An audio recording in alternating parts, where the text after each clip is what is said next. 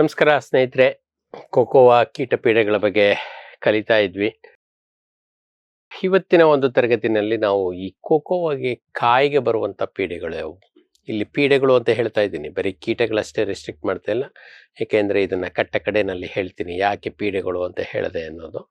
ಅದ್ರ ಜೊತೆಗೆ ಕಾಂಡದ ಮೇಲೆ ಬರುವಂತ ಕೀಟಗಳು ಯಾವುವು, ಮತ್ತೆ ಎಲೆಗಳನ್ನ ತಿನ್ನುವಂತ ಕೀಟಗಳು ಯಾವುವು? ಏಕೆ ಅಂತಂದ್ರೆ ಬಹಳಷ್ಟು ಸಂದರ್ಭಗಳಲ್ಲಿ ನಾವು ಯಾವುದೇ ಒಂದು ಹೊಸ ತೋಟಕ್ಕೆ ಹೋದ್ರೆ, ಹೊಸ ಕೋಕೋ ಕೃಷಿಕನ ಹೋದ್ರೆ ಬಹಳಷ್ಟು ಸಲ ನಮಗೆ ಅವರು ಆ ಎಲೆಗಳನ್ನ ತೋರಿಸಿ, ನೋಡಿ ಸರ್ ಎಲೆಗಳು ಈಗ ಆಗಿದ್ದಾವೆ ಅಂತೇಳಿ ತೋರಿಸುವಂತ ಸಂದರ್ಭಗಳೇ ಹೆಚ್ಚು. ಆ ಕಾರಣಕ್ಕೋಸ್ಕರ ಎಲೆಗಳನ್ನ ತಿನ್ನುತ್ತೆ, ಆದರೆ ಇದರಲ್ಲೂ ಬಹಳ ಹೇರಳವಾಗಿ ಎಲೆಗಳು ಬರೋದ್ರಿಂದ ನಾವು ಬಹಳ ಭಯ ಬೀಳೋದು ಬೇಡ. ಬಟ್ ಆ ಕೀಟಗಳು ಯಾವುವು ಅನ್ನೋದನ್ನ ತಿಳ್ಕೊಳ್ಳುವಂತ ಪ್ರಯತ್ನ ಇವತ್ತಿನ ತರಗತಿನಲ್ಲಿ ಮಾಡೋಣ.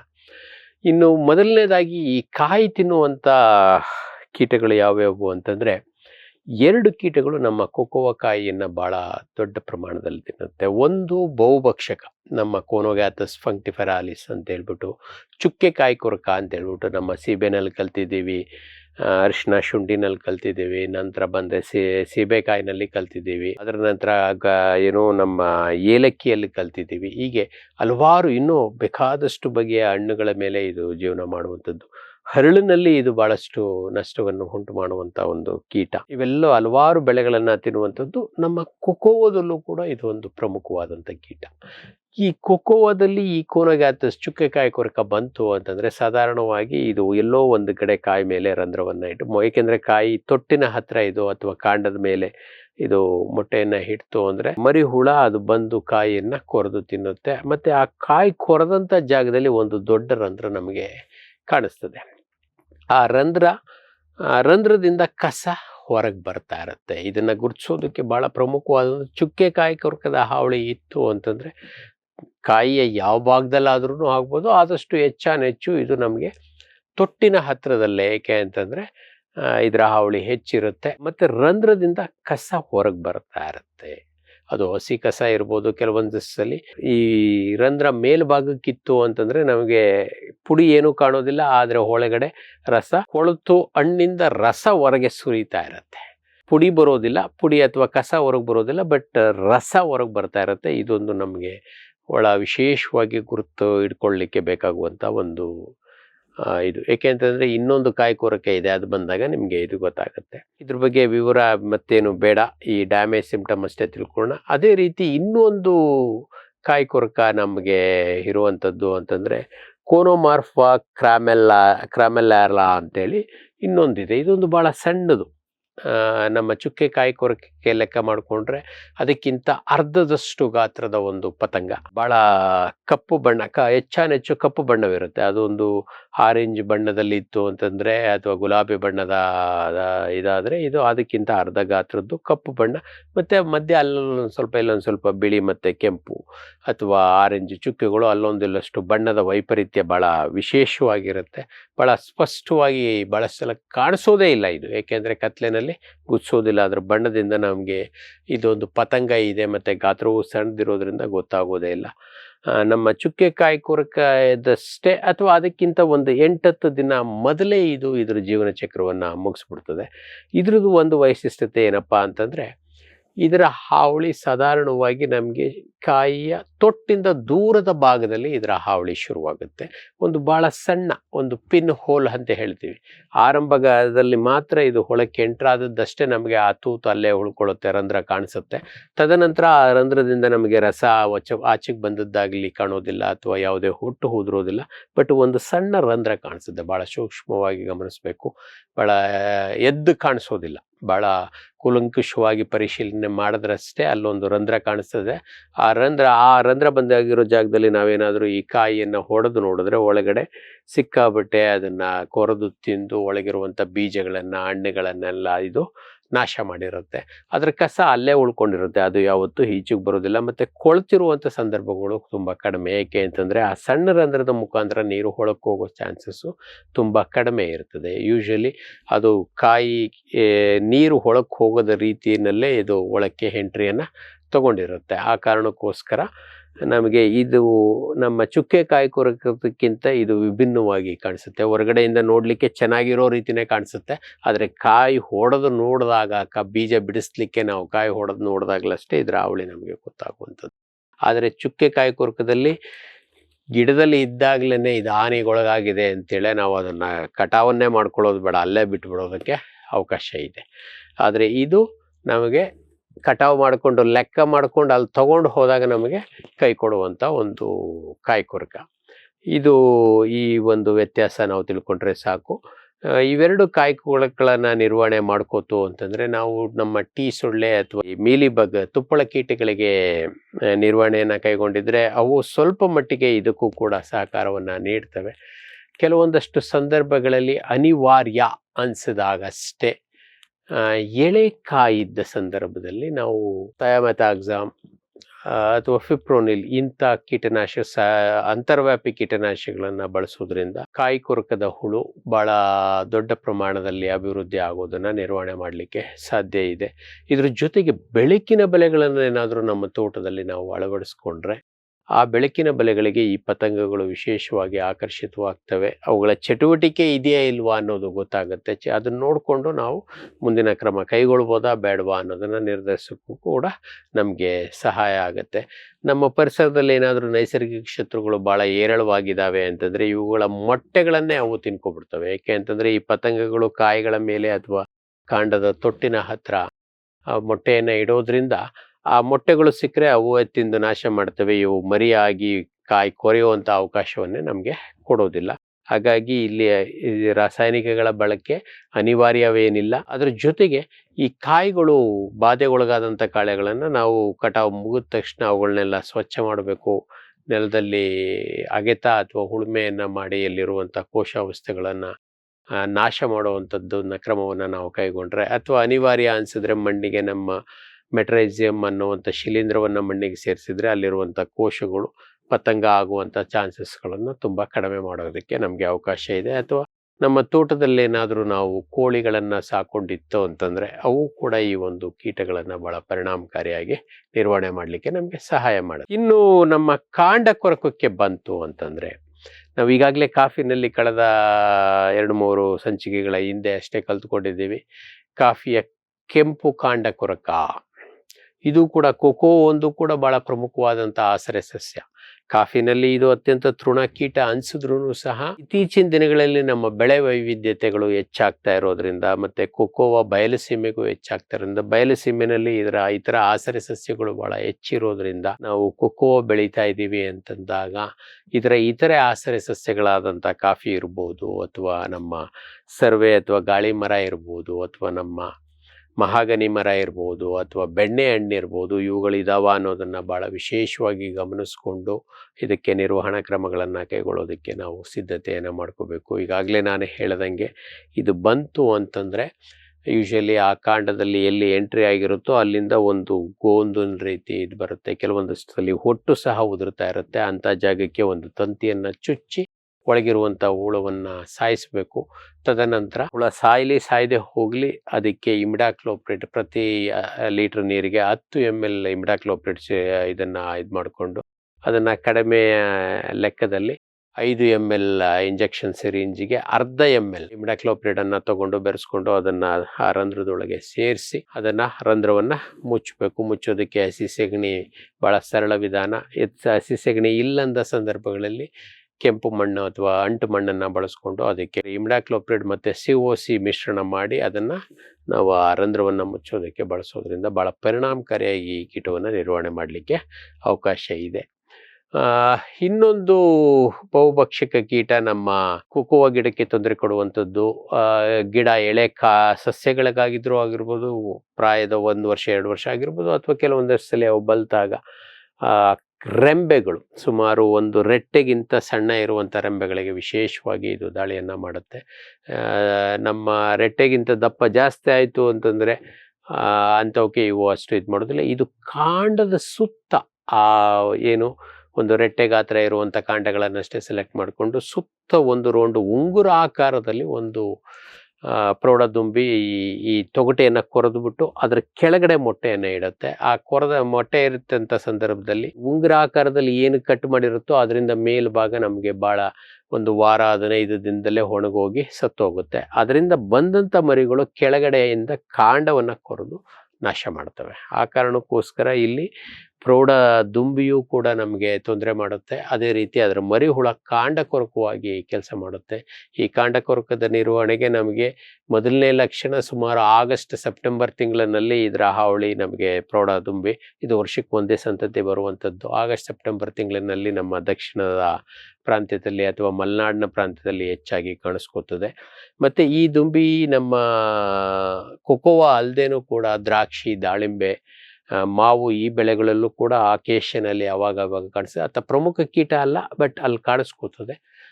ಹಾಗಾಗಿ ಅವುಗಳ ಇದ್ದಾಗ ಭಾಳ ಎಚ್ಚರಿಕೆಯಿಂದ ಇರಬೇಕು. ಮತ್ತು ಇದು ಸಹ ಬೆಳಕಿಗೆ ಆಕರ್ಷಿತವಾಗುತ್ತೆ. ಇದು ಚಟುವಟಿಕೆ ಇದೆಯಾ ಇಲ್ವಾ ಅಂತ ತಿಳ್ಕೊಳ್ಳೋದಕ್ಕೆ ಈ ತಿಂಗಳುಗಳಲ್ಲಿ ಜುಲೈ, ಆಗಸ್ಟ್, ಸೆಪ್ಟೆಂಬರ್ ತಿಂಗಳಲ್ಲಿ 1 ಎಕರೆಗೆ ಬೆಳಕಿನ ಬಲೆಗಳನ್ನು ಹಾಕಿದರೆ ಈ ದುಂಬಿಗಳು ಇತ್ತು ಅಂತಂದರೆ ಮೊದಲು ಅಲ್ಲಿಗೆ ಬಂದು ತಮ್ಮ ಹೀರುವನ್ನು ಗುರುತಿಸ್ತವೆ. ಅದನ್ನು ನೋಡಿಕೊಂಡು ನಾವು ನಮ್ಮ ಇದನ್ನು ಇದು ಮಾಡ್ಕೋಬೋದು. ಮತ್ತು ಕಾಂಡಗಳಿಗೆ ನಾವೀಗಾಗಲೇ ನಮ್ಮ ಹಲವಾರು ಕಾಂಡ ಕೊರಕಗಳ ನಿರ್ವಹಣೆಯಲ್ಲಿ ಶಿಫಾರಸು ಮಾಡಿರುವಂತೆ ಸುಣ್ಣ ಮತ್ತು ಕೆಮ್ಮಣ್ಣು ಅಥವಾ ಉರ್ಮಂಜು ಅಂತ ಏನು ಮಾಡ್ತೀವೋ ಅದನ್ನು ಮಾಡಿದ್ರೆ ಭಾಳ ಪರಿಣಾಮಕಾರಿಯಾಗಿ ಇದನ್ನು ನಿಯಂತ್ರಿಸೋದಕ್ಕೆ ನಮಗೆ ಅವಕಾಶ ಇದೆ. ಅನಿವಾರ್ಯವಾಗಿ ನಮಗೆ ಭಾಳ ತಡವಾಗಿ ಕಾಂಡ ಕೊರಕ ಉಂಗುರ ಆಕಾರದ ಡ್ಯಾಮೇಜ್ ಆಗಿ ಮೇಲ್ಗಡೆ ಕುಡಿಗಳು ಒಣಗಿದ ನಂತರವೂ ಅಷ್ಟೇ ನಾವು ಹೊಲಕ್ಕೆ ಹೋಗಿ ನೋಡಿದ್ವಿ ಅಂದಾಗ ಆಗ ಅನಿವಾರ್ಯವಾಗಿ ಯಾವ ರಂಧ್ರದಲ್ಲಿ ಇದು ಕಾಂಡ ಕೊರಕ ಒಳಕ್ಕೆ ಹೋಗಿದೆ ಅನ್ನೋದನ್ನು ಚೆಕ್ ಮಾಡಿಕೊಂಡು ಅಲ್ಲಿಗೂ ಒಂದು ತಂತಿ ಕ್ಲಚ್ ವೈರನ್ನು ಹಾಕಿ ಯಾವ ಮರಿಹುಳುವನ್ನು ಸಾಯಿಸುವಂಥ ಪ್ರಯತ್ನ ಮಾಡಬೇಕು. ನಂತರ ಅದು ಸಾಯದೆ ಹೋಗಲಿ ಆ ಒಂದು ರಂಧ್ರಕ್ಕೆ ಇಮಿಡಾಕ್ಲೋಪ್ರಿಡ್ ದ್ರಾವಣವನ್ನು ಹೊಳಕ್ಕೆ ಬಿಟ್ಟು ಆ ರಂಧ್ರವನ್ನು ಮುಚ್ಚೋದ್ರಿಂದ ಭಾಳ ಪರಿಣಾಮಕಾರಿಯಾಗಿ ಇದನ್ನು ನಿರ್ವಹಣೆ ಮಾಡೋದಕ್ಕೆ ಅವಕಾಶ ಇದೆ.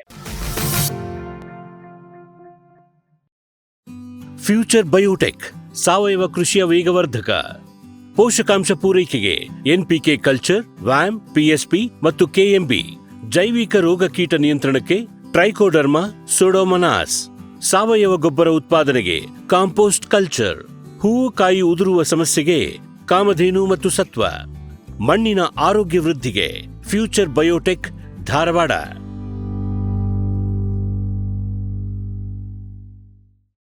ಸಮೃದ್ಧ ಸಾವಯವ ಗೊಬ್ಬರ, ಎಂಎಸ್ಜಿಪಿ ಮತ್ತು ಕೆಸಿಡಿಸಿ ಉತ್ಪಾದನೆ, ಫಾರ್ಮ್ ಟಿವಿಯಿಂದ ಸರಬರಾಜು.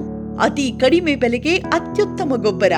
ಇಲ್ಲ ಭಾರಲೋಹ, ಕೃಷಿ ವಿಶ್ವವಿದ್ಯಾಲಯದಿಂದ ಪರೀಕ್ಷಿತ ಸಾವಯವ ಇಂಗಾಲ, ಎನ್ಪಿಕೆ, ಪಿಎಚ್, ಇಸಿ ಎಲ್ಲ ನಿಗದಿತ ಮಿತಿಯಲ್ಲಿ. ಅಡಿಕೆ, ತೆಂಗು, ಬಾಳೆ, ಕಾಫಿ, ದಾಳಿಂಬೆ, ದ್ರಾಕ್ಷಿ, ಕಬ್ಬು, ಭತ್ತ, ಜೋಳ, ಹತ್ತಿ ಹೀಗೆ ಎಲ್ಲಾ ಬೆಳೆಗಳಿಗೂ ಪ್ರಶಸ್ತ. ಜೀವಂತ ಮಣ್ಣು, ಸಮೃದ್ಧ ಬೆಳೆ, ಅತ್ಯಧಿಕ ಲಾಭಕ್ಕೆ ಬಳಸಿ ಸಿಟಿ ಕಾಂಪೋಸ್ಟ್. ವಿಶ್ವದಾದ್ಯಂತ ಪೇಟೆಂಟ್ ಪಡೆದ ನ್ಯಾನೋ ತಂತ್ರಜ್ಞಾನದಲ್ಲಿ ತಯಾರಾದ ನೂವಾಲ್ಗಿ ದ್ರಾವಣ. ನೂವಾಲ್ಗಿ ಉಪಯೋಗಿಸಿದ ಮೇಲೆ ತುಂಬಾ ಇಳುವರಿನೂ ಬಂದಿದೆ. ಕಾಳು ಮೆಣಸಿಗಂತೂ ಬಹಳ ಚೆನ್ನಾಗಿ ಬರುತ್ತೆ. ರೇಷ್ಮೆ ಎಲೆನೂ ಚೆನ್ನಾಗಿ ಬರ್ತದೆ. ಗಿಡಗಳು ತುಂಬಾ ಚೆನ್ನಾಗಿ ಬೆಳವಣಿಗೆ ಆಯಿತು. ಯಾವುದೇ ರಾಸಾಯನಿಕ ಅಥವಾ ವಿಶೇಷ ಗೊಬ್ಬರಗಳ ಗೊಡವೆ ಇಲ್ಲದೆ ಎಲ್ಲ ಬೆಳೆಗಳಲ್ಲಿ ಉತ್ತಮ ಗುಣಮಟ್ಟದ ಅಧಿಕ ಫಸಲನ್ನು ಪಡೆಯಿರಿ. ಯಾವಾಗಲೂ ನನ್ನ ಇರೋವರೆಗೂ ನೀವು ಅಲ್ಲಿಗೆ ಅಂತ ಬಿಟ್ಟು ಬಾಳಲ್ಲ ಅಂತ ಒಂದು ಭರವಸೆ ಕೊಡ್ತೀನಿ. ರೈತ ಬಾಂಧವರ ಸೇವೆಗೆ ಫಾರಂ ಟಿವಿಯ ಮತ್ತೊಂದು ಹೆಜ್ಜೆ. ಅತ್ಯುತ್ತಮ ಲ್ಯಾಬ್ ಮತ್ತು ನರ್ಸರಿಯ ಟಿಶ್ಯೂ ಕಲ್ಚರ್ ಮತ್ತು ಬೀಜ ಗಿಡಗಳು. ಗುಗಳೆ ಬಯೋಟೆಕ್ನ ಜಿನಿನ್ ಮತ್ತು ಏಲಕ್ಕಿ ಬಾಳೆ ಟಿಸಿ ಗಿಡಗಳು. ರೋಗರಹಿತ ದಾಳಿಂಬೆ ಮತ್ತು ಶೀಘ್ರ ಬೆಳೆಯುವ ತೇಗದ ಟಿಶ್ಯೂ ಕಲ್ಚರ್ ಗಿಡಗಳು. Taiwan red lady hybrid F1 ಮತ್ತು ನಂಬರ್ 15 ಪಪಾಯ ಬೀಜ ಗಿಡಗಳು. ಹಿಂದೆ ಕರೆ ಮಾಡಿ ಗಿಡ ಕಾಯ್ದಿರಿಸಿ. ಗ್ರೀನ್ ಪ್ಲಾಸ್ಟ್ ಐಎಸ್ಐ ಪ್ರಮಾಣೀಕೃತ ಪರಿಶುದ್ಧ HDPE ಜಿಯೋ ಮೆಂಬ್ರೇನ್ ಪಾಂಡ್ ಲೈನರ್ಗಳು. ಕೃಷಿ ಹೊಂಡ, ಕೆರೆ, ಕಾಲುವೆ, ಮೀನುಕೊಳ, ಸ್ಪಿರುಲಿನಾ ಹೊಂಡಗಳಿಗೆ ಬೇಕಾದ ಆಕಾರ ಮತ್ತು ವಿಸ್ತೀರ್ಣಗಳಲ್ಲಿ ಸರ್ಕಾರದ ಸಬ್ಸಿಡಿ ಯೋಜನೆಯಡಿ ಲಭ್ಯ. 100% ಪುನರ್ಬಳಕೆ, ಯುವಿ ಮತ್ತು ಒಡಕು ನಿರೋಧಕ, ಪಕ್ಕಾ ಜೋಡಣೆ, 5 ವರ್ಷಗಳ ಲಿಖಿತ ವಾರಂಟಿ. ಗ್ರೀನ್ ಪ್ಲಾಸ್ಟ್. ಫಾರ್ಮ್ ಟಿವಿ ವೀಕ್ಷಕ ರೈತರ ಬೆಳೆ ರಕ್ಷಣೆ ಈಗ ಹಿಂದೆಂದಿಗಿಂತ ಸುಲಭ, ಸರಳ, ಸುರಕ್ಷಿತ. ಶ್ರಮಜೀವಿಯಿಂದ ಸೂಕ್ಷ್ಮ ಪೋಷಕಾಂಶ, ಸೂಕ್ಷ್ಮಾಣುಜೀವಿ ಮತ್ತು ಬೇರುವರ್ಧಕಗಳು. ಕಾಳುಮೆಣಸು ಸೊರಗು ರೋಗ ತಡೆಗೆ ಟ್ರೈಕೋಡರ್ಮಾ ಸುಡೋಮೋನಾಸ್. ಸಮೃದ್ಧ ಬೆಳವಣಿಗೆ, ರೋಗ ನಿರೋಧಕ ಶಕ್ತಿಗೆ IISR ಪೆಪ್ಪರ್ ಸ್ಪೆಷಲ್. ಕೋಕೋ ಗಿಡಗಳ ಆರೋಗ್ಯಕ್ಕೆ ಜಿಂಕ್ ಸಲ್ಫೇಟ್ ಮತ್ತು ಫೆರಸ್ ಸಲ್ಫೇಟ್. ಅಡಿಕೆ ಹಿಡಿಮುಂಡಿಗೆ ನಿರ್ವಹಣೆಗೆ ರೂಟ್ ಪವರ್, ಜಿಂಕ್ ಮತ್ತು ಬೋರಾನ್. ಖಚಿತ ಗುಣಮಟ್ಟ, ಪ್ರಾಮಾಣಿಕ ಬೆಲೆ, ನಿರಂತರ ಸಲಹಾ ಸೇವೆ. ನಮ್ಮಿಂದಲೇ ಖರೀದಿಸಿ, ನಮ್ಮ ಬದ್ಧತೆಯ ಸೇವೆಗೆ ಬೆಂಬಲ ನೀಡಿ.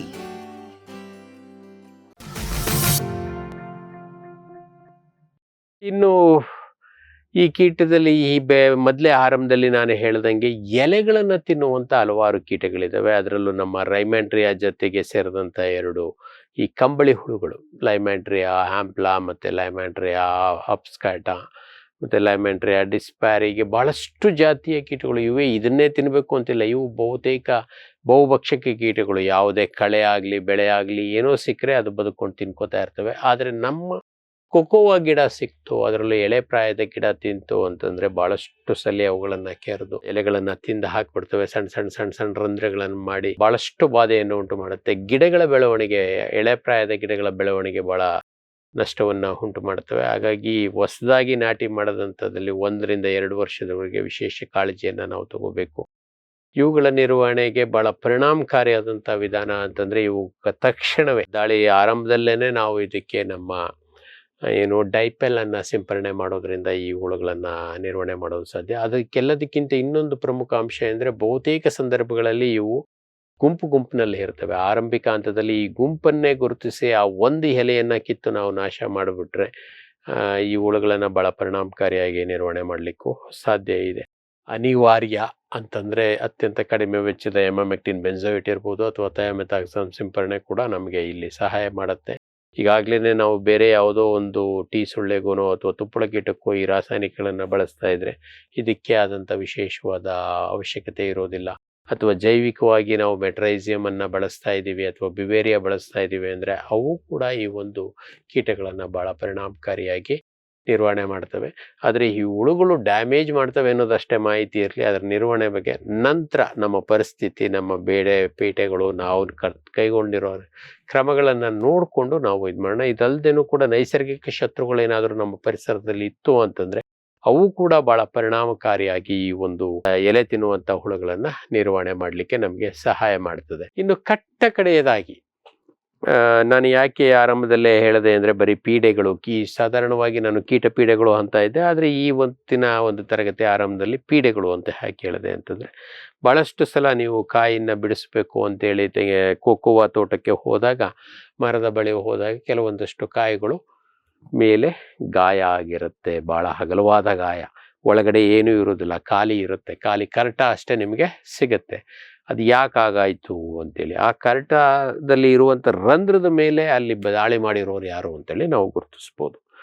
ಇದರಲ್ಲಿ ಯೂಶ್ವಲಿ ಆ ರಂಧ್ರ ಸುಮಾರು ನಮ್ಮ 2 ಅಥವಾ 3 ಬೆರಳು ಹೋಗುವಷ್ಟು ಇಷ್ಟು ಗಾತ್ರದ ಸಣ್ಣ ಕನಿಷ್ಠ ಗಾತ್ರ ಇರುತ್ತೆ. ಕೆಲವೊಂದಷ್ಟು ಸಲ ಅದು ಹೆಚ್ಚು ಕಮ್ಮಿ ನಮ್ಮ ಅಂಗೈ ಅಗಲದಷ್ಟು ಕೂಡ ಹಾಗೆ ಇರುತ್ತೆ. ಆ ಗಾತ್ರ ಏನಿದೆ ನಮ್ಮ ಕಾಯಿಯ ಗಾತ್ರ ಅನ್ನೋದ್ರ ಮೇಲೆ, ಕನಿಷ್ಠ ಅಂದರೆ ನಮ್ಮ 5 ಬೆರಳುಗಳು ಹೋಗುವಷ್ಟು ಗಾತ್ರ, ಅಂದರೆ ಸುಮಾರು 1 ಅಂಗುಲ ಅಗಲದ ರಂಧ್ರದಿಂದ ಹಿಡ್ಕೊಂಡು ಸುಮಾರು 3 ರಿಂದ 4 ಅಂಗುಲ ಅಗಲದ ಅಥವಾ ಉದ್ದದ ರಂಧ್ರಗಳನ್ನು ನಾವು ಈ ಕಾಯಿಗಳ ಮೇಲೆ ನೋಡಲಿಕ್ಕೆ ಸಾಧ್ಯ ಇದೆ.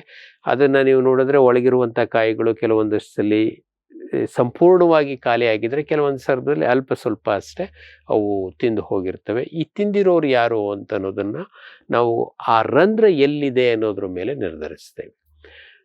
2 ಕೂಡ ದಂಶಕ ವರ್ಗಕ್ಕೆ ಸೇರಿದಂಥ ಪ್ರಾಣಿಗಳೇ. ಒಂದು ಇಲಿ, ತೊಟ್ಟಿನ ಹತ್ತಿರದಲ್ಲಿ ಏನಾದರೂ ಆ ರಂಧ್ರ ಇತ್ತು, ತೊಟ್ಟಿನಿಂದ ಸುಮಾರು 1-1.5-2 ಇಂಚು ಅಂತರದಲ್ಲೇ ಈ ರಂಧ್ರ ಇತ್ತು ಅಂದರೆ ಅದು ಪಕ್ಕ ನಮ್ಮ ಇಲಿಯ ಕೆಲಸ.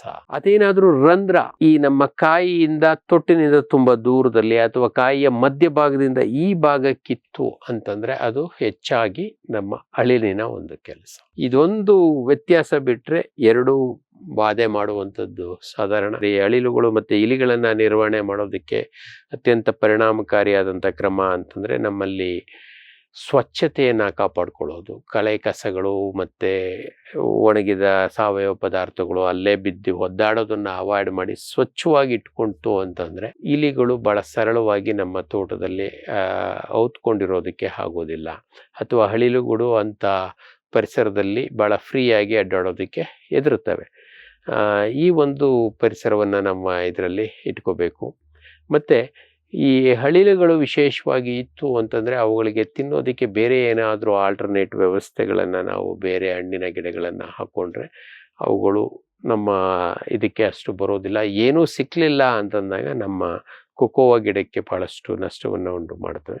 ಮತ್ತು ಇಲ್ಲಿ ರಾಸಾಯನಿಕಗಳನ್ನು ಬಳಕೆ ಮಾಡುವಂಥದ್ದು ಅತ್ಯಂತ ಅನಿವಾರ್ಯ. ತೋಟದಲ್ಲಿ ಅವಕಾಶ ಇತ್ತು ಅಂದರೆ ಬೆಕ್ಕುಗಳನ್ನು ಸಾಕೋದು ಅಥವಾ ನಾಯಿಗಳನ್ನು ಸಾಕೋದ್ರಿಂದ ತಕ್ಕ ಮಟ್ಟಿಗೆ ಅವುಗಳನ್ನು ನಿರ್ವಹಣೆ ಮಾಡ್ಬೋದು. ಆದರೆ ಅದು ಸಂಪೂರ್ಣವಾಗಿ ನಮಗೆ ರಕ್ಷಣೆಯನ್ನು ನೀಡೋದಿಲ್ಲ. ಅನಿವಾರ್ಯ ಅಂದಾಗ ರಾಸಾಯನಿಕ ಕ್ರಮಗಳನ್ನು ನಾವು ಬಳಸ್ಬೋದು. ಬ್ರೊಮಾರ್ಡಿಯೆಲ್ಲ ಕೇಕ್ ಅಂತ ಏನು ಬರುತ್ತೆ ನಮಗೆ ಇಲಿಗಳಲ್ಲಿ, ಇಲಿಗಳ ನಿರ್ವಹಣೆಗೆ ಅದನ್ನು ಬಳಸೋದ್ರಿಂದ ಎರಡನ್ನೂ ನಿರ್ವಹಣೆ ಮಾಡ್ಬೋದು.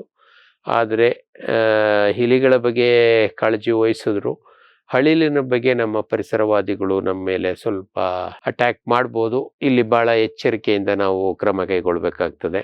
ಮತ್ತು ಇನ್ನೊಂದು 2 ಪ್ರಾಣಿಗಳು ಇವಕ್ಕೆ ಅಭ್ಯಾಸವನ್ನು ಬೆಳೆಸ್ಕೊಂಡು ಇದು ವಿಷ, ಇದರಿಂದ ತಮ್ಮ ಸ್ನೇಹಿತರು ಸತ್ತೋಗ್ತಾ ಇದ್ದಾರೆ, ಸಂಬಂಧಿಗಳು ಸತ್ತೋಗ್ತಾ ಇದ್ದಾರೆ ಅಂತ ತಿಳ್ಕೊಂಡ್ರೆ ಆ ಒಂದು ಪದಾರ್ಥವನ್ನು ತಿನ್ನೋದನ್ನು ನಿಲ್ಲಿಸ್ಬಿಡ್ತವೆ. ಹಾಗಾಗಿ ಈ ಇಲಿಗಳು ಮತ್ತು ಅಳಿಲುಗಳನ್ನು ನಿರ್ವಹಿಸಬೇಕಾದ್ರೆ ಭಾಳ ವಿಶೇಷವಾಗಿ ನಾವು ಎಚ್ಚರಿಕೆಯನ್ನು ವಹಿಸ್ಕೊಂಡು ಅದಕ್ಕೆ ತಕ್ಕ ಹಾಗೆ ನಿರ್ವಹಣೆ ಮಾಡ್ಕೊಳ್ಳೋದು ಅತ್ಯಂತ ಅನಿವಾರ್ಯ.